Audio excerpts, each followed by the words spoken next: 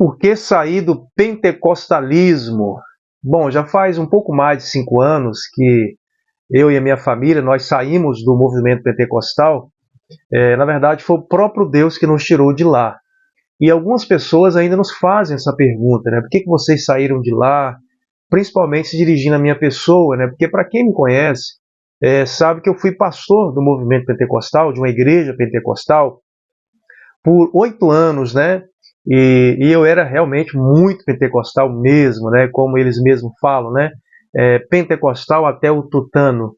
E então eu saí, né? Agora, por que eu saí de lá? Por que Deus me tirou de lá? Primeiro, que não foi fácil.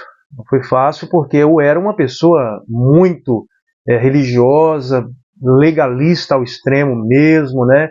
Falava muito mal das igrejas tradicionais. E tudo aconteceu quando eu recebi um vídeo de um pastor chamado pastor Paulo Júnior, pastor de linha reformada, e o vídeo ele tinha aproximadamente aí de 4 a 5 minutos. E aquele vídeo falou tanto comigo que durante esses 17 anos, né, que no todo aí dá 17 anos que nós fomos membros da igreja pentecostal, eu nunca tinha ouvido uma palavra tão carregada de Deus quanto eu vi naquele vídeo, em poucos minutos, né? E me despertou então a curiosidade de conhecer mais aquele pastor, de conhecer mais aquela teologia, e eu não aceitava ele pregar e não falar em línguas, né? Para mim, o pregador que pregava e não falava em línguas, ele era uma pessoa vazia de Deus. E aí eu comecei a pesquisar e não encontrava o pastor Paulo Júnior falando em línguas. E eu disse, não é possível. Esse pastor precisa falar em línguas. E foi partindo por esse caminho que eu descobri o que é de fato o dom de língua na Bíblia, né? De que ele é um dom idiomático, né? Era a capacidade de falar um outro idioma de outras nações, né?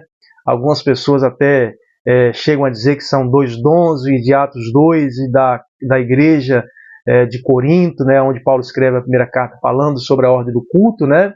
Na igreja de Corinto, mas na verdade é apenas um dom, é o mesmo dom, o dom de falar em outras línguas, né, de outras nações, né? E até existe um pastor aí no meio reformado, e ele chega até a dizer que é o dom do que Paulo se refere à igreja de Corinto, e o dom de Atos é um outro dom, não é o mesmo dom. Na verdade, esse pastor que diz isso, ele quer fazer uma média com os pentecostais, talvez visando lucro, né? Por estar no meio deles, enfim, né? Para ser aplaudido, para receber algum lucro financeiro. Porque ele sabe muito bem que esse dom é o mesmo dom, né?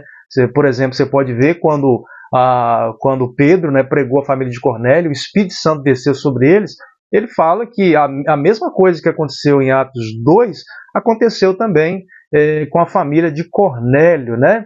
E Paulo, quando vai colocar ordem no culto, ele fala que se eles falassem aquele dom de língua aos seus compatriotas, não faria sentido, né? É um idioma que eles não entendiam, né? A pessoa nunca estudou, mas Deus então os usava com a finalidade de pregar o evangelho às pessoas naquela época. Hoje nós não precisamos mais disso, né? Porque nós temos aí escolas, né, professores aptos e capacitados para poder ensinar outros idiomas. Então não há mais essa necessidade, né? Esse dom de língua cessou na era apostólica, né? Então eu comecei a pesquisar, eu comecei a ouvir mais mensagens, né, de pastores